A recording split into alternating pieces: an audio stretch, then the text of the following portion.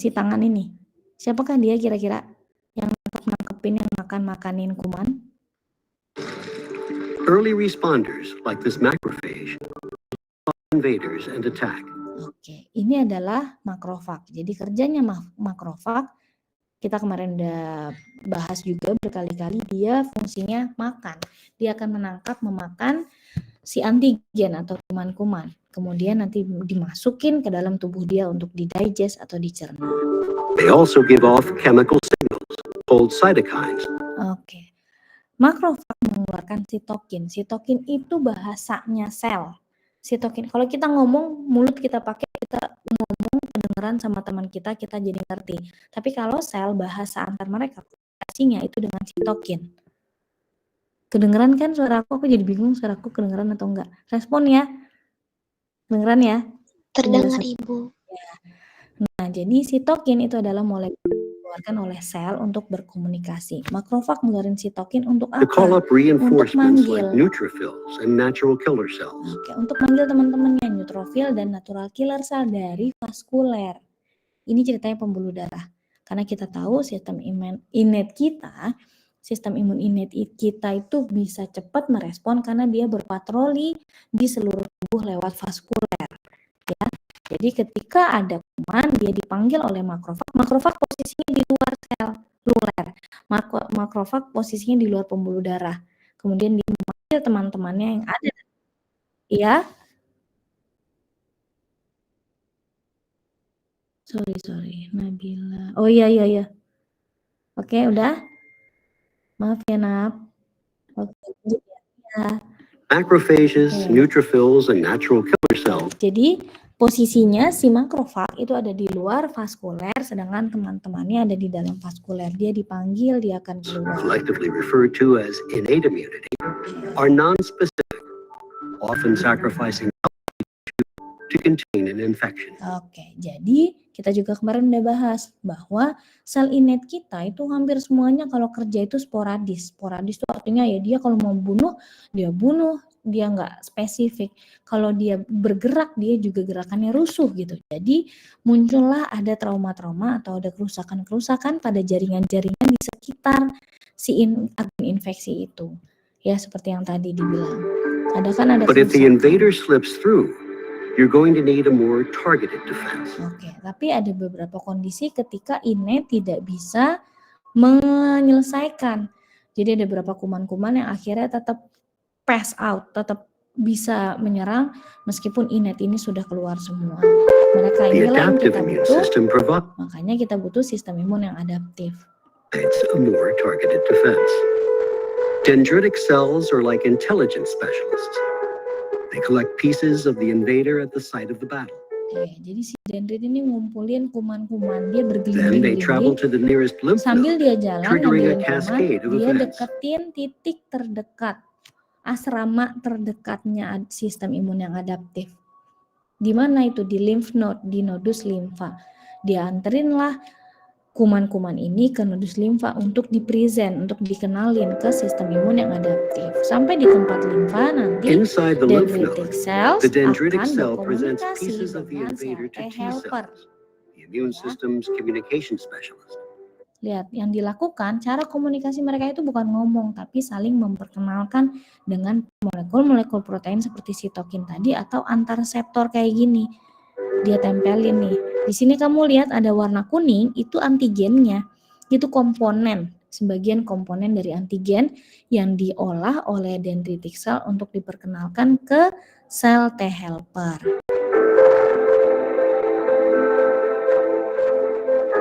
In turn, T cells activate B cells. Oke, setelah sel T helper tahu, oh ini musuh dia akan bertanya ke sel B memori.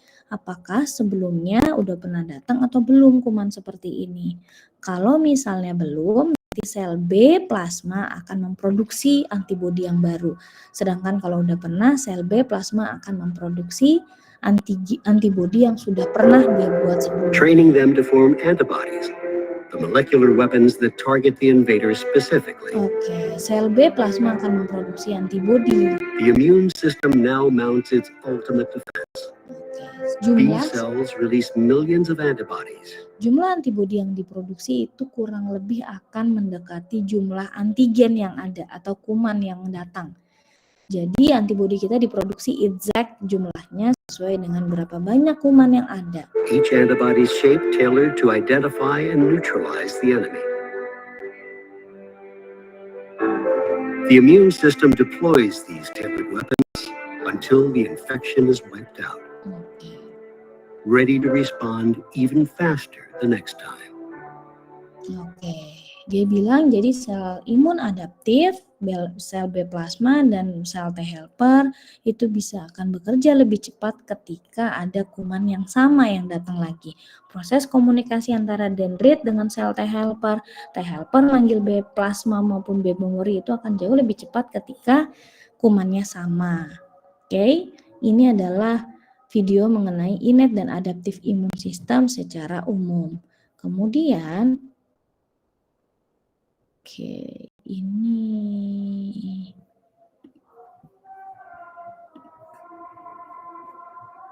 bentar, iklan dulu lagi. Kayaknya yang ini bukan deh, sorry.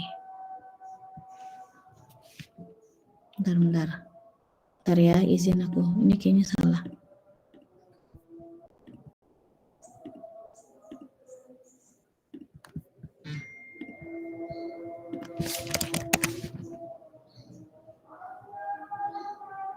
Bentar ya, mana ya? Nah kemudian ini, udah kelihatan belum? Seriusan?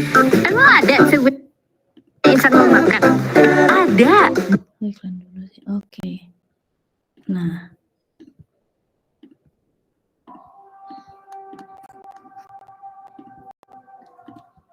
Is a local immune response to tissue injury or infection, experienced as heat, redness, edema, pain, and loss of function. Ini contoh ketika jaringan kita ada trauma, di jaringan kita ada kerusakan jaringan, yang muncul adalah respon inflamasi. After injury, inflammation begins with brief vasoconstriction of blood vessels. Yang akan merespon pertama adalah platelet atau trombosit kita. Trombosit kita akan membantu proses penutupan trauma ini. Jadi platelet akan membentuk benang-benang fibrin yang mungkin teman-teman udah pelajari juga dan Fishman. Itu mekanisme pembekuan darah ya, pembekuan ketika ada luka maka platelet berfungsi, trombosit berfungsi untuk menutup dengan benang-benang fibrinnya. Kemudian kita lihat di kanan kirinya akan ada sel-sel yang rusak. Kalau kita luka, kita tusuk jarum, maka jaringan-jaringan di sekitar itu akan rusak.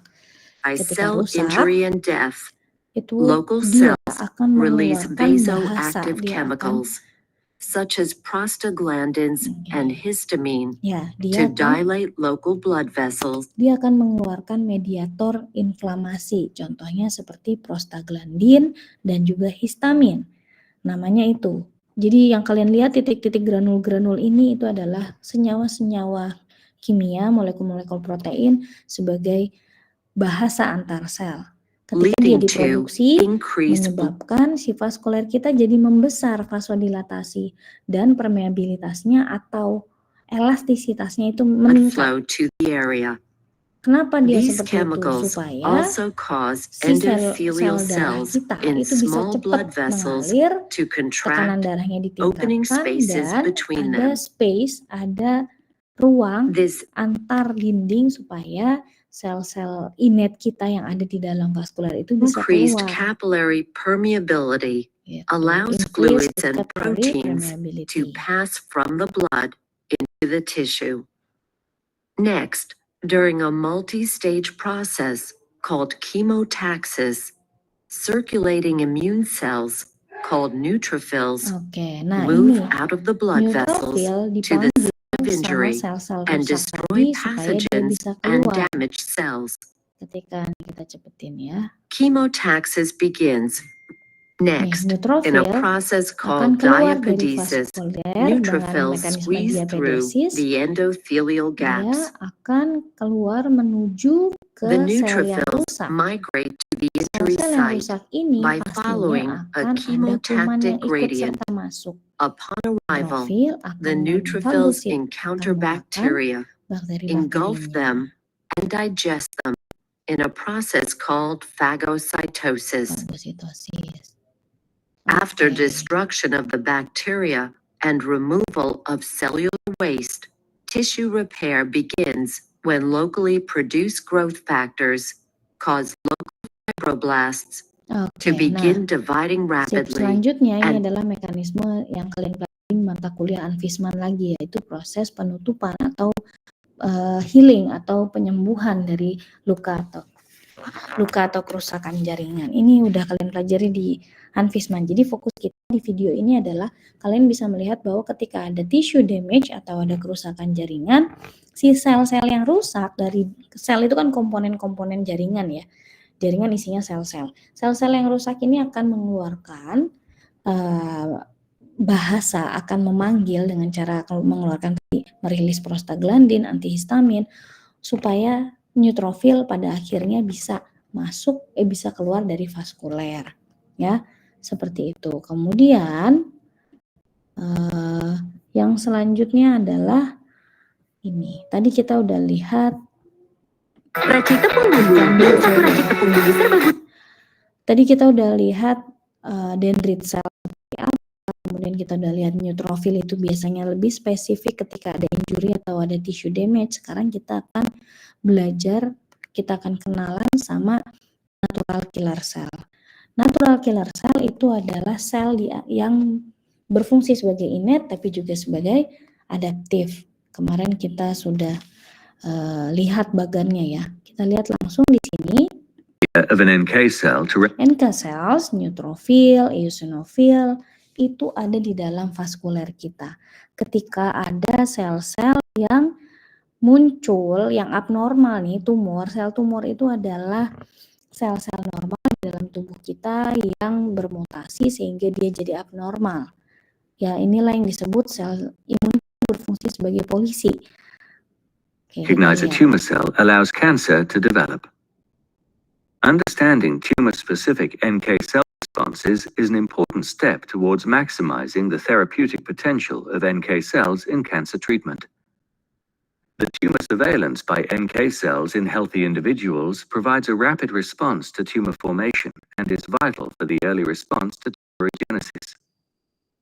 NK cells are particularly important. Jadi pada dasarnya seluruh manusia itu, kita masing-masing itu kemungkinan besar biasanya sehari-hari kita pasti ada sel tumor atau ada sel-sel yang bermutasi yang menyebabkan dia menjadi bertumbuh secara abnormal. Tapi dalam kondisi normal sel NK cells kita, sel natural killer kita itu menjaga kita dari penyakit kanker. Dengan apa? Dengan cara dia membunuh sel-sel tumor yang baru muncul. Dengan gimana caranya? As unlike T cells, they can kill tumor cells in the absence of antigen-presenting cells. So, natural killer cell itu bisa ngebunuh sel tumor tanpa harus menunggu adaptif imun itu muncul atau tanpa harus nunggu sel T sitotoksik itu bekerja. Jadi natural killer cell kerja pertama nih, dia langsung tahu ini ada sel yang abnormal, maka dia langsung, jadi natural killer cell itu bekerja dengan cara melihat ketika ada sel-sel yang tidak normal, yang dia membelahnya terlalu cepat, dia akan deteksi sebagai sel yang abnormal. While resting NK cells circulate in the blood, their activation is controlled by a multi-step signaling process. Oke, jadi cara NK cell bisa membunuh sel tumor adalah dengan menempelkan reseptor-reseptornya yang sama persis dengan kanker atau tumor sel. Requiring multiple ligations of molecules expressed on their banyak surface. sekali ya ikatan molekulnya. Kemudian This dia akan cascade of memberi signals sinyal moves the rest escape to the point where they can kill tumor untuk cells. membunuh si sel kanker. Most tumor sel cells tumor. provide enough of these signals to drive resting NK cells through to release of lytic granules. Jadi kalian setiap hari harus berterima kasih dengan natural killer cell karena dia yang menjaga kita supaya kita nggak kanker. Padahal sehari-hari kemungkinan besar kita mendevelop tumor sel itu tinggi sekali. cytokines. Dari banyak sekali faktor resiko Tumors ada, evolve, kita and nggak genetic mungkin nggak punya changes can offer them a survival Tapi natural advantage, killer as losing cell expression of the itu molecules that the NK menjaga cells supaya recognize. sel-sel These tumornya NK-resistant tidak tumor cells lack berkembang menjadi sufficient kanker. ligands to activate NK. Tapi ini di sini kita lihat pada suatu kondisi ketika sel-sel tumor ini resisten atau dia bermutasi terus-terusan, misalnya kita makannya nggak benar terus, karsinogen terus, rokok jalan terus, makan bakar-bakaran terus, tanpa kita makan antioksidannya atau tanpa kita imbangi dengan sayurnya, buahnya, atau kita terpapar polusi terus, sel-sel tumor tersebut akan termutasi. Sehingga ketika dia mutasi dia jadi resisten. Maka NK sel yang tadinya dia punya pasangan-pasangan ligannya itu perfect sama cocok dengan sel tumor, sekarang sel tumornya itu resisten atau bermutasi, jadi dia nggak lengkap. Jadi dampaknya adalah The sel resistant tumor cell NK sel nggak bisa lagi ngebunuh sel-sel tumor yang telah resisten atau telah bermutasi. become more prevalent, and a Berkembanglah growing sel tumor tumor menjadi ignored by sel NK cells kanker. can lead to the development of cancer. Oke. However, lysis of this NK Oke, resistant sip. Jadi sampai situ. Jadi fungsinya natural killer cell itu adalah membunuh sel-sel yang abnormal atau sel-sel yang telah terinfeksi, ya. Ya, jadi dia intraseluler kalau bagannya kalian ingat kemarin. Tapi ketika misalnya ada beberapa sel yang bermutasinya terus-terusan, maka natural killer cell nggak bisa lagi ngebunuh dan berkembanglah dia menjadi sel kanker.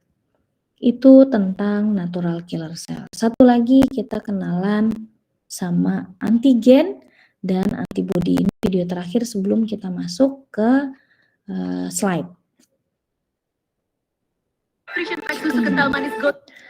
Jadi kita pada mata kuliah imunologi pertemuan ketiga ini kita akan belajar mengenai antigen dan antibody. Secara umum, ini pendahuluan dari aku dulu, antigen itu adalah bahasa kita untuk kuman. Yang dari kemarin kita sebut dengan kuman, itu namanya adalah antigen.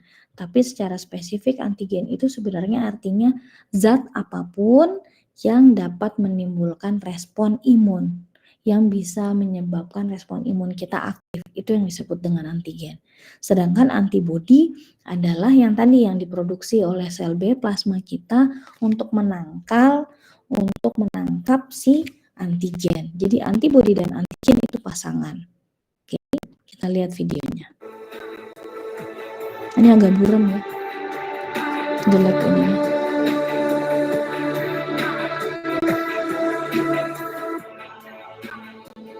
Ini yang kalian lihat adalah antigen ceritanya. Molekul antigen.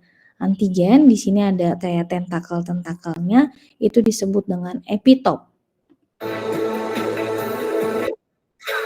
Oke, epitop, sorry ini ada yang masuk ya.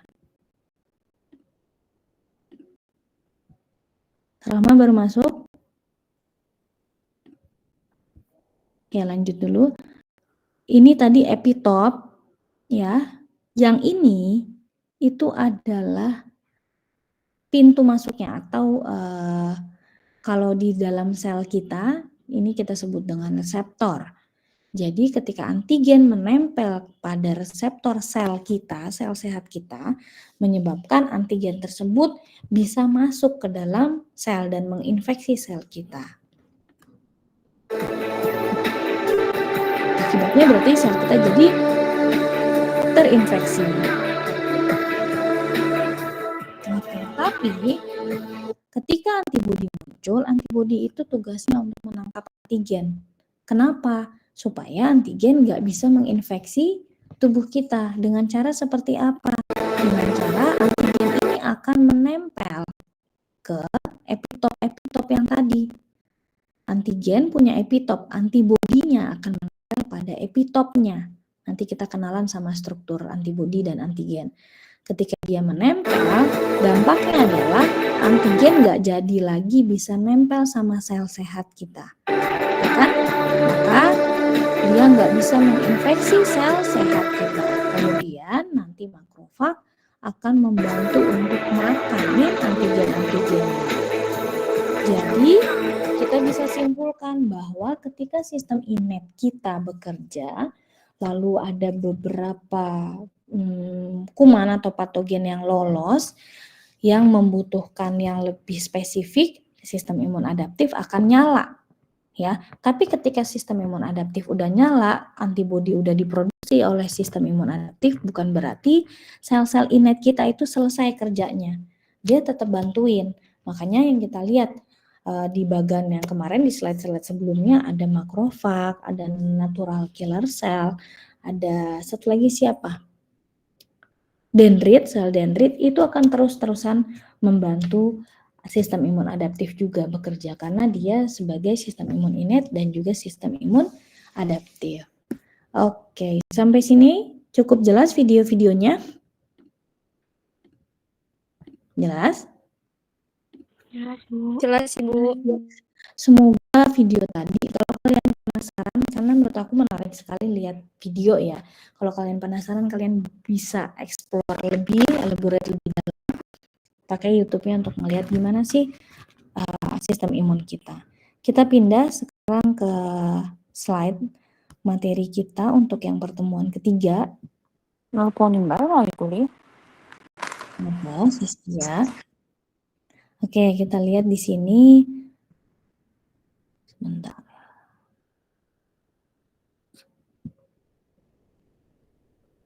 Oke, gini. Kita akan belajar apa itu antigen, apa itu imunogen, dan apa itu antibodi. Ini bagian yang kemarin kita sudah bahas bersama-sama. Dimulai ketika infeksi masuk, agen infeksius masuk ke dalam tubuh kita, kemudian sistem innate kita akan bekerja dengan dua mekanisme. Yang intraseluler adalah NK cell, kayak tadi ya. NK cell itu fungsinya adalah membunuh sel yang memang sudah terinfeksi, sel kita yang sudah terinfeksi. Sedangkan sel-sel lain, sel innate imun yang lain seperti makrofag, dendrit cell, neutrofil, eosinofil itu bekerja di luar sel. Artinya di luar, ketika sel-sel ini, sel-sel kita belum terinfeksi, makanya dia adanya di vaskuler, kayak tadi yang kita lihat ya, dia adanya di vaskuler. Kemudian ada beberapa kuman yang akhirnya melewati, tembuslah pasukan innate, dia akan, maka nanti tubuh kita akan memanggil sistem imun yang adaptif. Sistem imun adaptif seperti yang di video tadi, dia akan memanggil dendrit cell, akan menyampaikan, makrofag juga bisa sebenarnya menyampaikan, mempresent siapa kuman, kemudian nanti dia akan memanggil sel T helper nanti yang akan memanggil sel B memory maupun sel B plasma. Di lain itu juga ada juga kondisi ketika sel T bisa langsung dipanggil oleh dendrit cell ketika sebelumnya sudah pernah kuman ini sudah pernah diketahui, karena sel T pun punya sel T memori kayak yang kemarin kita udah pelajari ini ya. Sel T sebenarnya pun punya sel T memori untuk mengenali kalau sebelumnya dia sudah pernah membunuh kuman yang sama atau sel kanker yang sama misalnya. Oke, nah selanjutnya. Oke, kita kenalan ke sini ya. Kalau ini nanti kita akan ulang lagi di pertemuan keempat. Sekarang kita bahas, kita lihat mengenai antigen dan juga antibodi. Tadi teman-teman lihat antigen itu sebenarnya secara sederhana intinya adalah ya molekul yang bisa menyebabkan respon imun kita aktif. Itu antigen. Sebaliknya antibodi tadi ya, antibodi adalah sistem imun kita yang bertugas untuk menempel atau menangkap si antigen. Ya. Kita lihat dulu, ini di sini ada angka 1. Kira-kira angka 1 itu antibodi atau antigen? Anyone? Ada yang mau coba? Yang angka 1 itu antibodi atau antigen? Antigen, Bu. Ya nggak sih, Bu? Terima kasih banyak, Marsha. Angka 1-nya itu adalah antibodi.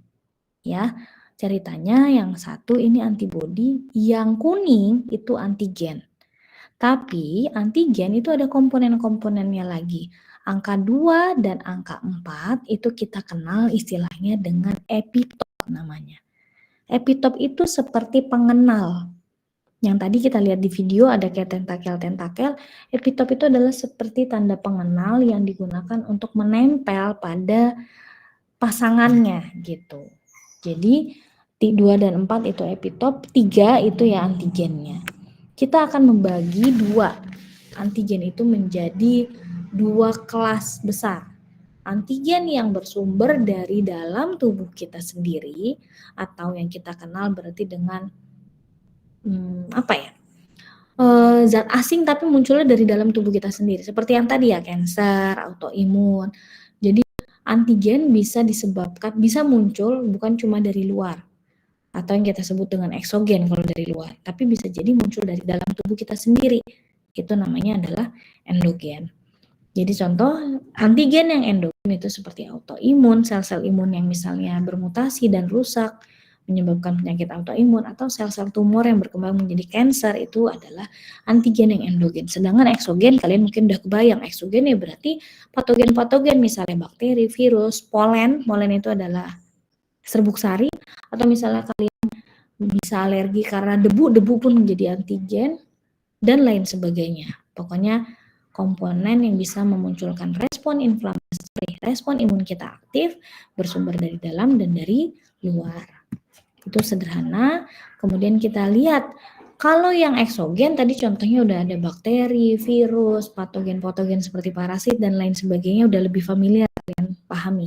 Tapi kalau yang endogen, yang dari dalam tubuh, yang dari diri kita sendiri, atau ya kita bilang kalau di negara kita berarti mereka-mereka traitor ya, mereka-mereka yang korupsi, itu adalah antigen endogen kita.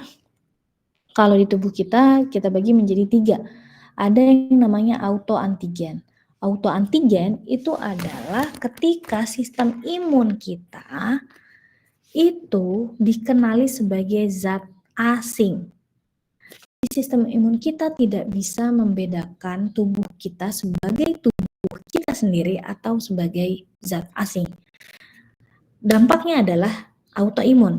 Autoimun itu kondisi penyakit ketika seseorang sistem imunnya itu jadi hyper, dia tidak bisa membedakan apakah ada kuman, apakah ada zat asing di dalam tubuh atau enggak ada. Jadi dia nganggap tubuh kita sendiri itu zat asing. Gitu. Kemudian yang kedua, ada contoh lainnya adalah antigen tumor. Itu yang kayak tadi kita lihat di video. Ketika ada sel-sel yang bermutasi sehingga dia menjadi abnormal, jadi sel tumor, terus-terusan mutasi sehingga menjadi sel kanker.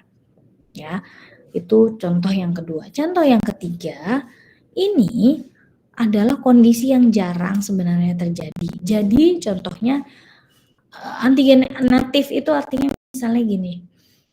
Dendrit, sel dendrit tadi dalam video kamu udah lihat dia memakan kuman-kuman atau patogen-patogen atau antigen lah kita bilangnya sekarang. Ketika si dendrit ini makanin patogen atau antigen, akan membawa sebagian komponennya dia presentasikan ke membran sel dia yang digambar, yang dipegangin di luar, terus dia jalan deketin adaptif imun supaya bisa dikenali. Kadang-kadang si sel imun adaptif kita itu mengira dendrit ini adalah musuh. Gitu. Jadi ini contoh antigen endogen yang sebenarnya dia bisa jadi terjadi karena kesalahan-kesalahan. Poin yang autoantigen dan juga antigen natif itu adalah kondisi ketika sistem imun kita punya error, ya. Sedangkan antigen tumor itu terjadi ketika sel sehat kita bermutasi sehingga dianggap menjadi zat aktif dan zat asing. Dan kalau tidak diatasi dengan baik, dia akan berkembang sebagai cancer cell. Gitu. Oke. Selanjutnya antigen, tadi kita udah bagi 2, endogen dan eksogen. Si antigen ini bisa kita jelaskan kekuatannya, seberapa dia bahaya, seberapa dia tidak berbahaya, seberapa dia bisa memunculkan respon imun kita, seberapa dia tidak terlalu memunculkan sistem imun kita, itu tergantung dari karakteristiknya. Karakteristik antigen itu depends on apakah dia bersifat asing atau bersifat tidak asing. Kalau bersifat asing itu kita sebut berarti tadi eksogen. Tubuh kita benar-benar nggak punya referensi apapun tentang zat yang dari luar. Tapi tubuh kita at least tahu menangani kuman-kuman atau antigen-antigen yang muncul dari dalam diri kita sendiri. Ya kalau di ibaratkan lagi jadi negara, harusnya negara kita jauh lebih bisa mengatasi koruptor karena dia member negara kita sendiri ya kan, orang-orangnya pelakunya kita-kita juga gitu. Dibandingkan dengan kita harus mengatasi serangan dari negara luar. Gitu. Jadi kalau dalam sistem imun sebenarnya yang lebih menyeramkan threat, yang lebih menjadi threat, yang lebih menjadi ancaman adalah orang luar, orang asing. Gitu. Idealnya seperti itu. Tapi kalau dalam negara kita ya justru dari dalam musuh dalam selimut lah yang lebih berbahaya. Oke. Kemudian selanjutnya sifat kimia. Antigen ini bisa dikenali sebagai sebagai ancaman. Seberapa kuat ancamannya tergantung dari sifat kimianya. Kalau misalnya sifat kimia dia itu adalah dalam bentuk protein, antigen ini strong banget berarti. Kenapa bisa disebut seperti itu? Sebagai contoh, ini kamu ada yang alergi seafood nggak? Raise hand coba. Ada yang alergi terhadap seafood atau kacang-kacangan? Raise hand. Ada? Oke. Ada? Ariza? Ariza alergi apa, Za?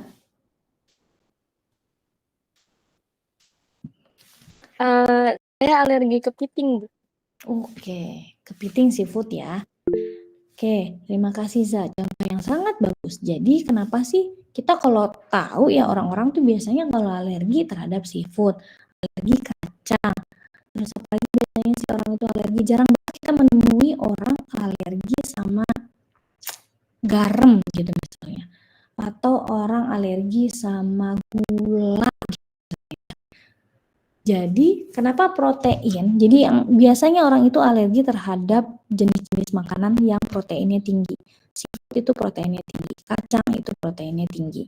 Jadi sesuai dengan yang ini, protein dan polisakarida itu contohnya adalah ya glukosa dan turunan-turunannya ya polisakarida itu. Lupa polisakarida itu ya gula-gulaan ya. Jadi ada aja orang yang misalnya alergi sama tadi ya seafoodan dan kacang-kacangan karena dia protein tinggi. Kemudian karakteristik dari antigen juga ditentukan oleh molecular size. Seberapa besar dia antigen ini seberapa besar.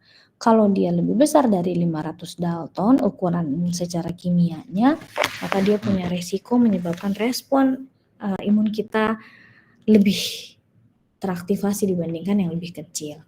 Kemudian dipengaruhi juga oleh kekakuan dan kompleksitas molekul.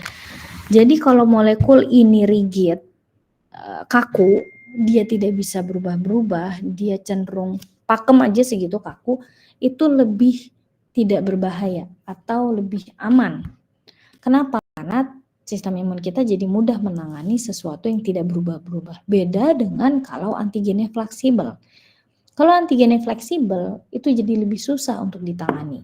Contoh misalnya virus itu mudah sekali bermutasi. Kalau dia bermutasi, maka karakter dia jadi berubah. Dia tuh fleksibel. Cancer juga fleksibel. Kanker itu fleksibel banget. Jadi kalau misalnya antigennya fleksibel, akan lebih susah ditangani oleh sistem imun. Kemudian yang terakhir ada juga kondisi di mana terjadi reaktivitas silang. Jadi misal ketika ada antigen yang punya tanda pengenal tadi, epitop kita sebutnya, epitopnya itu ada banyak, maka kemungkinan misalnya sistem imun kita tuh terjadi reaktivitas silang karena dia bingung misalnya atau ada kesalahan, itu tinggi. Beda dengan antigen yang cuma punya satu epitop, itu jauh lebih mudah untuk ditangani, untuk diselesaikan oleh sistem imun kita. Gitu ya. Kemudian kita masuk ke sini. Antigen selain tadi kita sudah bagi berdasarkan luar dan dalam sumbernya, dari luar eksogen, dari dalam endogen, kita juga mengenal antigen ini sebagai suatu komponen. Ada antigen yang kita kenali dengan komplit antigen, artinya antigennya ini udah komplit. Dia udah menjadi satu kesatuan gitu, antigen yang sudah utuh. Tapi ada juga antigen yang incomplete. artinya dia belum komplit. Contohnya adalah molekul yang kita sebut dengan hapten. Siapa itu hapten? Hapten itu adalah molekul kecil yang sebenarnya dia itu punya sifat antigen. Tapi ketika molekulnya menjadi hapten, masih dalam bentuk hapten aja yang kecil-kecil gini, dia tidak akan memunculkan respon imun kita. Tapi suatu ketika hapten bisa menempel dengan karier molekul. Ada sebuah molekul yang lebih besar yang cocok ditempelin sama hapten, maka dia menjadi komplit antigen. Atau pada akhirnya jadinya dia bisa memunculkan respon imun. Kalau kalian bingung, kita ambil contoh. Di sini ada yang alergi obat nggak? Tolong raise hand yang punya alergi obat. Nggak ada? Oke. Alhamdulillah kalau nggak ada. Atau belum tahu kali ya. Aku itu alergi, contohnya kalau gitu aku aja. Aku itu alergi sama penisilin. Penisilin itu adalah apa? Penisilin itu apa? Antibiotik, Ibu. Antibiotik. Jadi aku alergi sama penisilin dan turunan. Berarti aku nggak bisa minum amoxicillin fulanat, amoxicillin. Ketika aku minum, respon yang terjadi adalah gatal-gatal, ruam-ruam, bahkan bisa sampai sesak nafas. Sesak nafas karena pembengkakannya terjadi di saluran pernafasan. Itu dapat kita jelaskan karena penisilin itu adalah hapten. Gitu. Penisilin itu hapten, guys. Obat-obatan itu hapten. Jadi, tubuh kita menganggap obat sebenarnya pada dasarnya obat itu dari luar. Dia itu sebenarnya antigen. Karena dia bukan tubuh kita, bukan bagian dari tubuh kita. Dia tuh zat asing. Begitu juga dengan makanan. Makanan itu zat asing. Seluruh apapun yang masuk ke dalam tubuh kita makan, kita konsumsi. Contohnya di sini misalnya obat dulu yang gampang. Obat itu merupakan molekul hapten. Kalau di pasien lain, misalnya di Ariza ya, atau misalnya tadi di Marsha, ketika kamu minum penisilin, kamu baik-baik aja, kamu sembuh, infeksinya teratasi. Tapi di aku jadinya bentuknya adalah respon alergi. Kenapa? Karena molekul hapten di dalam tubuhku ternyata punya pasangan karier molekul. Di dalam tubuh Ariza dan Marsha misalnya nggak ada karier molekul yang bisa berpasangan dengan hapten dari penisilin. Tapi di dalam tubuhku ada. Pada akhirnya jadinya penisilin di dalam tubuhku malah ngebentuk dia sebagai komplit antigen. Paham? Ketika komplit antigen itu bisa memunculkan respon imun.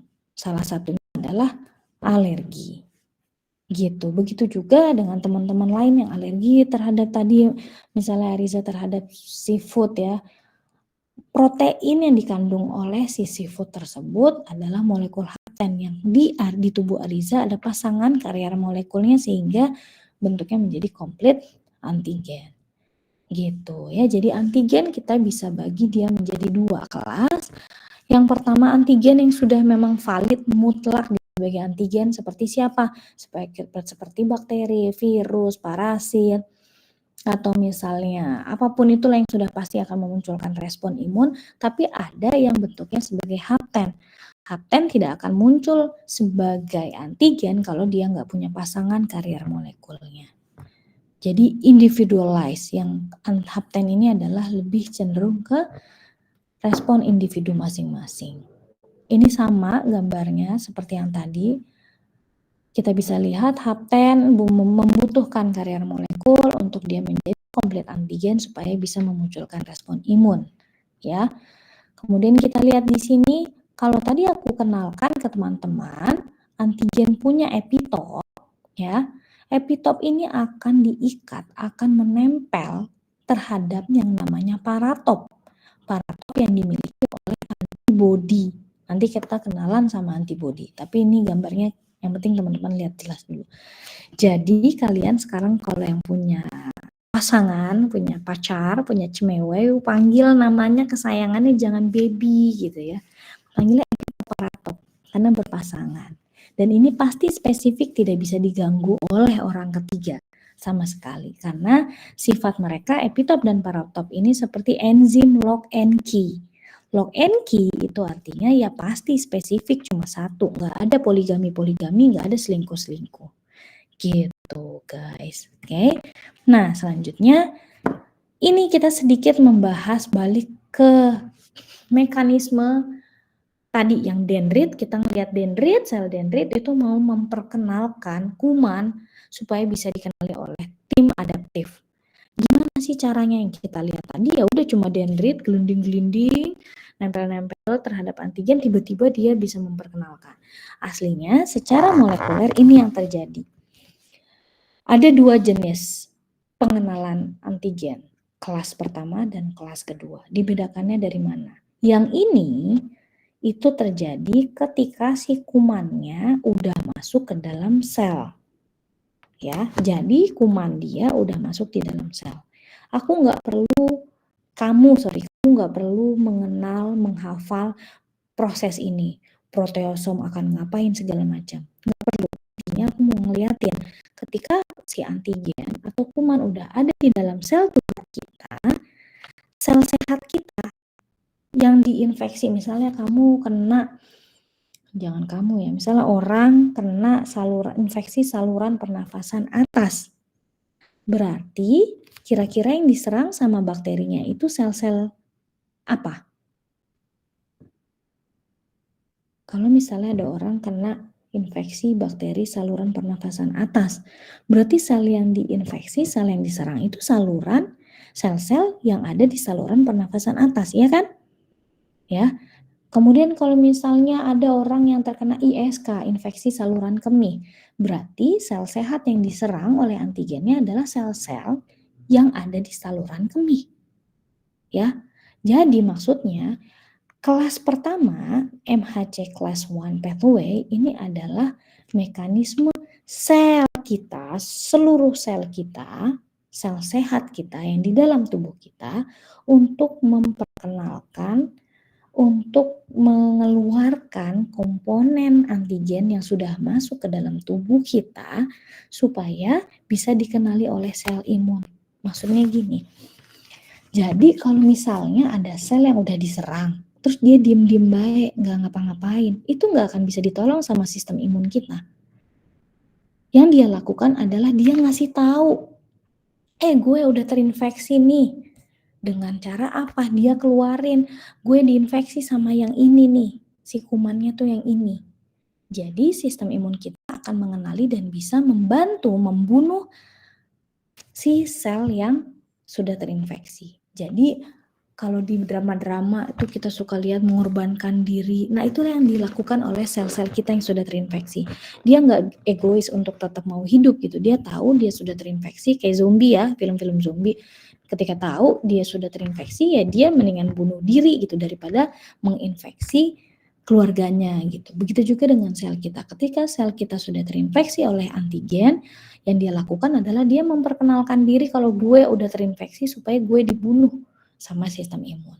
Dengan cara ini, serangkaian prosesnya yang pertama adalah antigen uptake, kemudian diproses antigennya oleh proteosom, kemudian ditentukanlah mana komponen yang akan diperkenalkan, lalu dibawa dicerna oleh retikulum endoplasma. Kalau teman-teman ingat pelajaran retikulum endoplasma, mitokondria, entahlah di biologi molekuler mungkin, atau di apa kalian belajarnya guys? Di mata kuliah siapa ini belajar dulu tentang organel-organel sel itulah. Di retikulum endoplasma itu mereka akan dicerna, di-package ulang supaya dia bisa keluar dengan aman dan diperkenalkan keluar sebagai penanda. Jadi di membrane selnya dikeluarin. Expression on the cell surface, dikenalin, diekspresikan di permukaan sel dia supaya nanti sel imun pada tahu oh yang itu yang sudah terinfeksi gitu. Sedangkan MHC class 2 pathway ini menunjukkan yang terjadi pada sel dendrit, atau sel dendrit itu tidak terinfeksi oleh kuman, tapi justru dia yang makanin, ya kan? Beda ya, kalau yang tadi sel normal kita, sel sehat kita ternyata sudah terinfeksi. Kalau ini sel dendrit sengaja makan, ini ekstraselulernya di luar nih. Si sel dendrit sengaja ngambil makan untuk dia olah, sama seperti yang tadi tapi peran-perannya beda. Yang tadi oleh proteosom, sekarang oleh endosom. Kemudian dia pilah sama menggunakan retikulum endoplasma yang ada di dendrit sel juga, untuk akhirnya dia kenalin keluar untuk nanti dia kasih tahu ke CD4 T cell. CD4 T cell adalah sel T helper gitu. Sedangkan CD8 T cell adalah sel T sitotoksik. Ya Allah, aku berdoa semoga kalian mengerti apa yang aku katakan.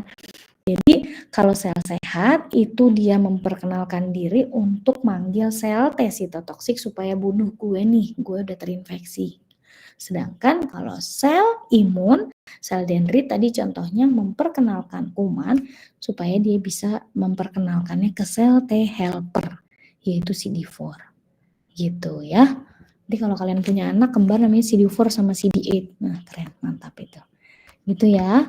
Oke, selanjutnya kita udah kenalan sama antigen, kita udah kenalan juga gimana caranya antigen supaya bisa dikenali oleh sel imun dengan cara metode yang tadi. Sekarang kita kenalan sama antibodi. Antibodi itu terdiri dari dua chain. Ada light chain, ada heavy chain. Ini yang paham kayaknya Pak Yo nih, atau Bu Cici mungkin. Karena aku nggak ngerti, kenapa sih dia disebut dengan light chain dan heavy chain? Apa komponen struktur kimianya? Bodo amat, itu aku nggak tahu. Kalian mau tahu boleh, aku mah nggak. Nah, tapi yang pentingnya adalah di sini antibodi itu punya struktur yang namanya antigen binding site. Antigen binding site ini sama seperti yang tadi aku bilang sebagai paratop. Oke, paratop itu temannya siapa tadi? Paratop aku nempelnya sama siapa tadi? Epitop, Ibu. Epitop gitu. Jadi aku nggak tahu secara struktur kimianya dia seperti apa, ikatan karbonnya segala macam, pokoknya dikenali jadi sebagai light chain yang atas dan heavy chain yang jadi intinya nih yang oranye. Heavy chain itu yang menjadi apa ya? Kalau kita bilang kita buat rumah ada pondasinya itulah si heavy chain, sedangkan light chain ini yang warna merah. Di sini ada antigen binding site. Kalau teman-teman lihat, antigen binding site di sebelah kiri dan di sebelah kanan itu sama. Makanya dia emang menempelnya juga pada satu epitop yang spesifik. Jadi satu antibodi hanya bisa menempel dengan satu epitop yang spesifik. Ya. Kan ini ada strukturnya tuh ya, ada karbon, CH2 tuh apa amin ya? Alah nggak tahu lah, karbohidrat. Maaf ya, ini ada gugus sulfida, apalah itu. Mungkin kamu bisa pelajari bersama dengan Bu Cici atau Pak Yu atau teman-temannya lah, aku sih enggak. Kalian pahami cukup segitu aja, yang penting kalian kenalan, ini ada antigen binding site atau yang kita sebut dengan situs si paratopnya. Nah, antigen itu punya banyak jenis, ada banyak jenis antigen. Kita bisa lihat di sini, bentuknya pun berbeda-beda. Ada yang namanya IgG, ada yang namanya IgE, IgD, IgM, IgA. Ada 5 jenis antibodi. Kenapa depannya IG? Karena dia namanya imunoglobulin. Mudah-mudahan kalian udah pernah dengar kata imunoglobulin. Tapi imunoglobulin itu adalah antibodi. Ya, antibodi itu dibagi menjadi ada imunoglobulin yang G, E, D, M, dan A. Masing-masing itu punya fungsi. Masing-masing punya karakteristik. Seperti apa? Ini. Kita mulai jangan dari IgG duluan. Kita mulai dari sini. IgM. Tolong dicatat ya, karena ini bahasa Inggris dan apa yang tertulis di sini beda dengan yang aku jelaskan. Mau di-record, mau dicatat, kalian nulis di kertas, di iPad, dimanapun terserah.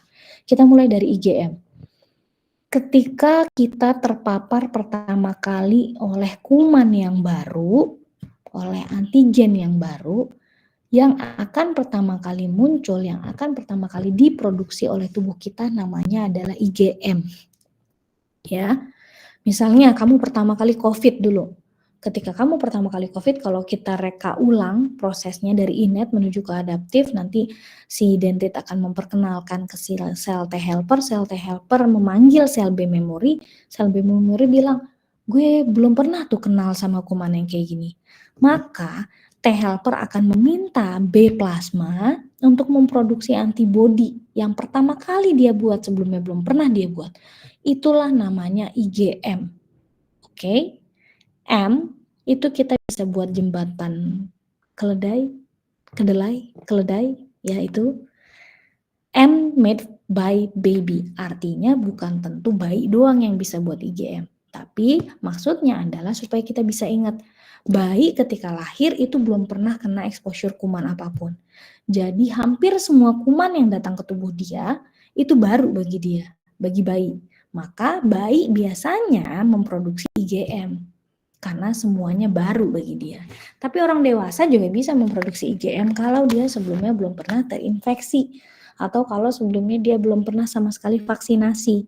Ya, orang yang belum pernah COVID sampai sekarang, meskipun tidak mungkin ada orang yang belum pernah kena COVID, mustahil, hal yang mustahil pokoknya. Tapi kalau memang ada, artinya ketika dia nanti kena COVID, ya yang akan diproduksi adalah IgM. Gitu. Selanjutnya baru dia ke IgG. Ketika dia dapat lagi exposure yang sama di lain waktu, atau misalnya di waktu yang sama IgM-nya udah selesai diproduksi terus ternyata kurang, dia produksi ulang, itu namanya adalah IgG. Ya, dari IgM berlanjut ke IgG. Mass abundant antibody, artinya IgG akan diproduksi dalam jumlah yang jauh lebih banyak, yang adekuat sesuai dengan jumlah si antigen yang datang. Begitu. Dia kadang-kadang juga diproduksi untuk akhirnya disimpan ketika dalam proses pemulihan. Makanya kita suka, kalau misalnya gue habis flu batuk gitu ya, at least gue nggak akan flu batuk lagi lah selama 2 minggu gitu. Kenapa? Karena IgG-nya masih ada, masih tersebar banyak di dalam tubuh kita, memprevent, memprotek dari datangnya bakteri, virus maupun toksin-toksin lain, antigen lain yang mirip, yang sama, bukan yang mirip. Begitu. Dia IgG ini menariknya juga bisa crossing the placenta, provides the passive immunity to the fetus. Jadi kalau misalnya bayi di dalam perut ibu itu sungguh-sungguh terlindungi, tergaransikan dari kuman-kuman, karena IgG dari ibu itu bisa masuk ke dalam tubuh si janin selama dia masih jadi fetus, selama dia masih jadi janin ya. Beda ketika dia udah keluar jadi bayi, ya masuknya berarti nanti IgM. Gitu, oke? IgM sama IgG udah selesai, kita lanjut ke IgA.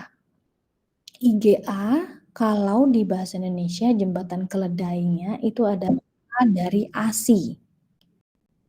Ini Siwi baru datang. ASI artinya ketika kamu dulu umurnya baru 2 hari, 3 hari di dunia, kamu itu belum bisa, sistem imun kamu itu masih cupu banget. Kamu belum bisa memproduksi IgM bahkan. Perlu proses pendewasaan dari sistem imun sampai akhirnya kamu bisa memproduksi IgM sendiri. Kamu dibantu oleh ibu kamu lewat ASI beliau yang namanya kita kenal sebagai kolostrum. Ini. Produce colostrum. Colostrum itu isi ASI yang pertama kali dikeluarkan oleh ibu kamu. Yang isinya bukan warna putih. Kalau kamu punya adik dulu bayi, kalau kamu ingat, atau ponakan kamu misalnya, warnanya itu oranye. Warnanya itu jernih kekuningan. Isinya adalah IgA. IgA diproduksi oleh ibu dan dimasuki ke kolostrum supaya bisa menjaga bayi yang masih sangat rentan, bayi newborn yang usianya baru berhari, sehari, 2 hari, 3 hari, supaya dia punya sistem pertahanan tubuh. Gitu. Sisanya yang lain selain daripada kolostrum, itu IgA akan diproduksi oleh sistem-sistem jaringan-jaringan mukosal kita. Seperti air liur, air mata, kemudian sel-sel yang ada di intestin atau usus, gitu ya. Kemudian selesai dari IgA, tapi yang paling ciri khasnya IgA yang akan banyak dibahas adalah tadi ASI ya, kolostrum. Kita lanjut ke IgD. IgD bukan instalasi gawat darurat di sini ya, imunoglobulin D. IgD ini unik sekali. Dia fungsinya itu untuk men-triggers, untuk menstimulasi ini, the activate and triggering the cell B plasma untuk berdiferensiasi menjadi plasma sel. Jadi supaya dia bisa memproduksi antibodi yang selanjutnya. Jadi si IgD ini dia muncul ketika produksi IgG lainnya seperti IgM dan IgG. Ketika dia diproduksi bersama dengan IgG dan IgM, tugas IgD itu bukan ngelawan kuman, tapi tugasnya lebih spesifik untuk kenapa Naili? Aman? Untuk men-trigger supaya sel B plasmanya membelah menjadi banyak, kemudian dia jadi bisa memproduksi antibodi imunoglobulin G maupun imunoglobulin M yang lebih banyak. Gitu, oke? Itu imunoglobulin D. Satu lagi IgE. IgE juga khusus. Ini sebenarnya menurut aku gampang banget ngafalin kelima jenis imunoglobulin ini karena beda-beda banget fungsinya. IgE dari E jembatan keledainya adalah environmental exposure. Jadi artinya IgE ini akan terstimulus, akan diproduksi ketika antigen yang munculnya itu dari environmental, dari luar, exposure luar. Exposure luar yang bentuknya biasanya lebih ke alergen, benda-benda yang menyebabkan kita alergi. Contohnya misalnya kita alergi debu, alergi dingin, alergi tadi apa tuh kalau kita deket-deket bunga ada serbuk sarinya. Environmental exposure itu akan menyebabkan mast sel mast yang isinya adalah granul-granul histamin dan juga basofil itu akan mengeluarkan histamin sehingga muncullah respon alergi. Nah, jadi IgE ini akan diproduksi oleh tubuh kita ketika ada exposure alergen.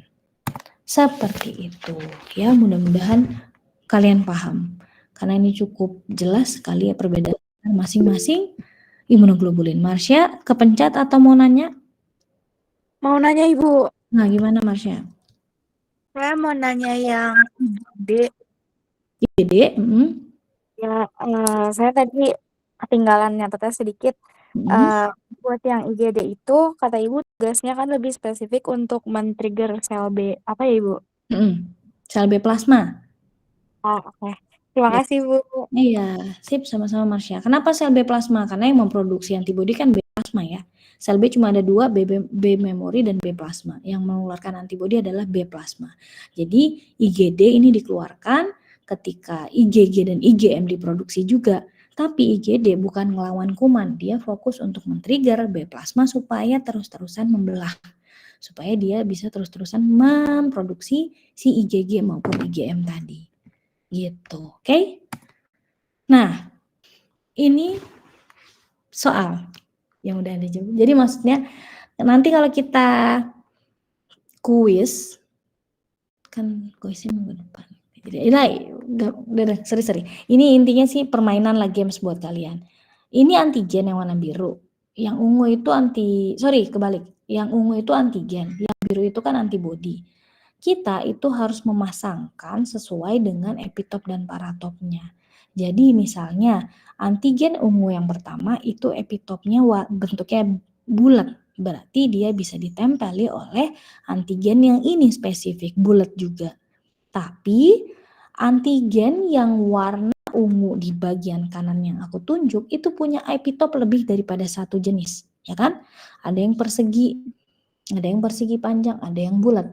Jadi antibodi untuk menjaga supaya antigen ini nggak bisa nempel ke sel-sel kita, itu butuh lebih dari satu antigen. Antigen yang pertama yang bulat, antibodi yang pertama antibodi yang bulat. Antibodi yang kedua antibodi yang persegi. Gitu. Jadi seperti yang tadi aku udah bilang di awal juga, karakteristik antigen itu beda-beda. Karakteristik antigen yang punya epitop lebih daripada satu berarti dia membutuhkan antibodi lebih daripada satu untuk mencegah supaya dia tidak bisa menyerang sel kita, tidak bisa menempel atau masuk ke dalam sel kita. Gitu. Sedangkan misalnya yang kedua, ini antigen yang warna ungu yang kedua cuma punya satu jenis epitop segitiga, maka dia akan ditangkap oleh antibodi yang memang sama bentuknya segitiga. Sedangkan yang tadi ini yang segi panjang dan yang segi panjang dia bisa menempel ke antigen yang segi panjang dan juga yang ke multi epitop. Gitu ya. Oke, kalau ini agak rumit tapi aku coba jelasin yang gampangnya aja. Intinya ini tuh hasil penelitian orang yang membuktikan bahwa molekul-molekul hapten tadi itu bisa menjadi antigen ketika dia ditempeli oleh protein karier. Jadi hasil dari riset tersebut menunjukkan bahwa ketika hapten sendiri, antibodi itu nggak akan dibentuk oleh tubuh kita. Tapi ketika hapten itu bersamaan dengan karier, conjugate sudah terkonjugasi dengan si molekul karier, itu akan memunculkan produksi antibodi. Ya, sedangkan kalau yang kariernya sendiri, proteinnya sendiri, itu apakah dia bisa memunculkan antibodi? Iya, ternyata juga bisa.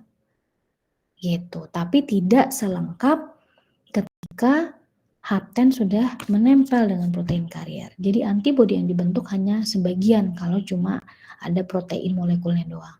Tapi ketika dia udah nempel sama hapten, maka yang muncul adalah antibodi yang strong, antibodi yang lengkap. Gitu. Kemudian ini juga hanya tambahan buat teman-teman, ini ceritanya sel dendrit. Kalian bisa lihat di sini sel dendrit itu akan memperkenalkan antigen. Ini ceritanya antigen, ya kan? Yang dia perkenalkan di membran sel dia. Untuk kemudian nanti antigen ini ya sebenarnya adalah milik dari antigen ini, merupakan epitop dari antigen yang warna merah. Jadi maksudnya di sini menggambarkan bahwa dendrit sel ini akan menempel, antigen akan menempel, akan dimakan oleh sel dendrit, kemudian diolah oleh dendrit untuk diperkenalkan sebagian komponennya yang warna oranye ini doang misalnya. Tapi ketika nanti antibodi itu sudah diproduksi oleh sistem imun adaptif, dendrit itu bisa bantu, bisa nempelin antibodi juga ke dalam dirinya. Jadi nanti si antibodi ini bisa menempel terhadap antigen dan nanti dendritnya akan makan si antigen tersebut. Seperti itu. Oke, kemudian ini rangkumannya. Oke, rangkuman dari pertemuan hari ini, penjelasannya. Pertama, kamu kenalan sama antibodi. Antibodi itu siapa? Antibodi adalah suatu protein yang diproduksi oleh sel B plasma yang spesifik akan merecognize, mengenali, dan mengikat antigen. Ya, kemudian nanti dia akan mendestruksi patogen-patogen yang datang. Bisa juga dibantu oleh si makrofag untuk dimakan. Kemudian yang kedua, apa itu antigen? Antigen itu adalah sebuah senyawa, substance atau protein atau polisakarida, apapun itu antigen ya bentuknya, yang bisa men-trigger produksi dari sistem imun kita, menstimulate immune response atau menstimulus produksi dari antibodi. Ya, antigen adalah zat asing, senyawa yang bisa menyebabkan respon imun kita aktif. Sedangkan kita kesini dulu, imunogen itu organismenya. Kalau antigen itu komponennya, tapi kalau imunogen itu satu individunya. Misalnya virus, tadi ya yang di awal banget aku udah sebut. Imunogen itu contohnya misalnya virus, whole viruses, bacterial toxin, jadi keseluruhan satu individu virus maupun bakteri. Sedangkan antigen itu adalah komponen senyawanya atau sebuah komponen dari imunogen yang bisa menyebabkan munculnya respon imun kita. Antigen harus punya epitop, ya. Syaratnya antigen harus punya epitop, gitu. Kemudian epitop sendiri itu apa? Epitop adalah sebuah spesifik region, bagian dari antigen yang bisa dikenali dan diikat oleh antibodi. Epitop juga lah yang bisa menempel ke sel sehat kita sehingga mereka berikatan dan antigen bisa masuk ke dalam sel sehat kita. Terakhir hapten. Apa itu hapten? Hapten adalah molekul kecil yang sebenarnya dia nggak punya sifat imunogenik, nggak bisa menstimulus sistem imun kita, tapi dia bisa elicit an immune response, dia bisa memunculkan sistem imun respon ketika berikatan, bergabung bersama protein yang lebih besar, molekul protein yang jauh lebih besar. Contohnya adalah beberapa obat, termasuk salah satunya penisilin. Gitu, oke? Semoga dipahami, semoga pertemuan kali ini tidak terlalu berat buat kalian mencerna apa kata-kataku. Aku berdoa ya Allah semoga kalian paham ya. Jadi itu aja, kalau ada yang mau ditanyakan boleh langsung raise hand. Nggak ada. Oke, Andra, ada yang mau ditanya atau kepencet? Ibu izin bertanya. Waktu yang soal antigen sama antibodi itu, kan waktu antigen masuk ke dalam tubuh ya, itu si antibodi itu langsung muncul gitu aja secara otomatis atau ada semacam kode panggil gitu, kayak sinyal tertentu gitu yang harus ada supaya sistem imun itu mulai ngehasilin antibodi yang sesuai. Oke. Ya, terima kasih banyak Nadra pertanyaannya. Ini mengingatkan kembali buat kita semua video yang pertama. Antibodi sebenarnya nggak akan muncul tanpa proses, tanpa serangkaian proses. Dia bisa jadi udah muncul kalau tadi yang aku bilang. Jadi ada dua hal ya. Yang pertama, antibodi akan muncul ketika adaptif imun sudah dipanggil. Berarti melalui serangkaian proses yang tadi kita lihat di video. Dari mulai innate dulu kerja, kemudian dendrit memperkenalkan ke sistem imun adaptif, yaitu si sel T helper. Sel T helper akan manggil sel B memori, sel B plasma. Sel B plasma baru akan memproduksi antibodi. Jadi sebelum itu antigen bisa dong masuk ke dalam sel kita. Iya betul. Makanya kita sakit gitu. Jadi antibodi nggak akan tiba-tiba muncul ada gitu. Kecuali antibodi yang tadi dari ASI ibu buat adik bayi. Kolostrum itu dia nggak ngapa-ngapain, dia diem-diem baik, udah dapat dari ASI ya. Tapi kalau bagi orang dewasa kita sebagaimana umumnya, antibodi nggak akan muncul tanpa serangkaian proses. Pertama itu, jadi emang kita sakit dulu, kita terinfeksi dulu, beberapa sel bisa jadi sudah terinfeksi, beberapa sel bisa jadi udah dimatikan melalui proses innate, tapi beberapa kuman lain yang misalnya bertahan dari innate akan membutuhkan antibodi untuk mengeliminirnya, untuk menangkapnya. Berarti kita nunggu dulu sampai sistem imun adaptif kita muncul. Pertama itu Nadra. Yang kedua, yang tadi aku bilang, ketika misalnya kita baru infeksi, hari ini misalnya kita sakit, terus kita sembuh, antibodi sisa yang tadi IgG, yang aku bilang tadi IgG ada jumlahnya banyak, IgG itu bisa masih di dalam tubuh kita masih stay, meskipun misalnya bakterinya sudah wipe out, sudah hilang, sudah tereliminasi. Kita udah sembuh, antibodinya masih bisa stay di dalam tubuh kita selama beberapa waktu periode. Itu fungsinya supaya kita tidak terinfeksi ulang dalam jarak waktu yang dekat.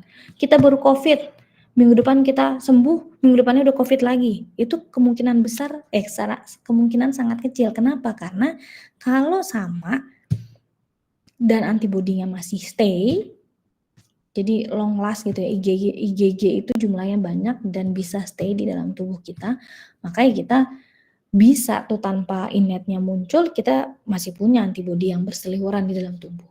Seperti itu Nadra, dipahami atau masih bingung? Paham Ibu, terima kasih. Ya sama-sama, terima kasih juga. Ada yang lain yang mau nanya? Atau sudah cukup jelas? Oke, kalau sudah cukup jelas, balik lagi sebenarnya ke sini, pemahaman teman-teman tentang imun itu ini, Ya, jadi nanti ke depan ketika kita dapat materi baru lagi, misalnya minggu depan, Jumat ini ya, kita akan belajar misalnya tentang innate immune. Kita akan melihat, men-zoom out, melihat lebih dalam seperti apa sistem imun innate. Itu kita nggak lupa gitu. Oh, ternyata innate itu apa?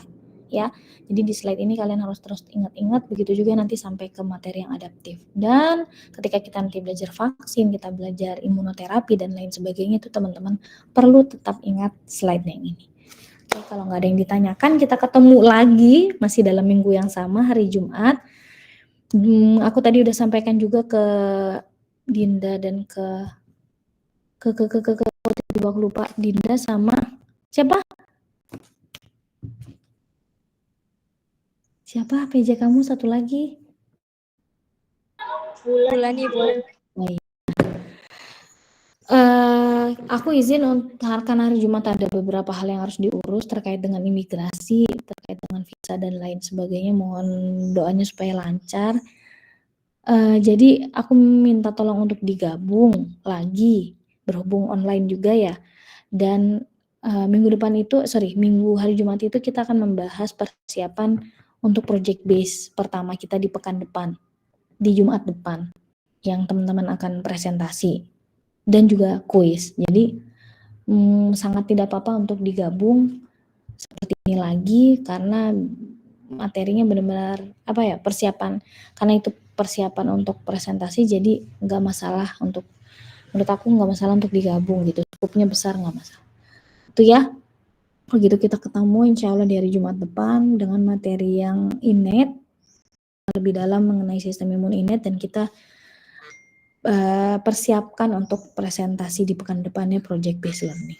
Oke deh, kalau gitu terima kasih banyak. Kalau sudah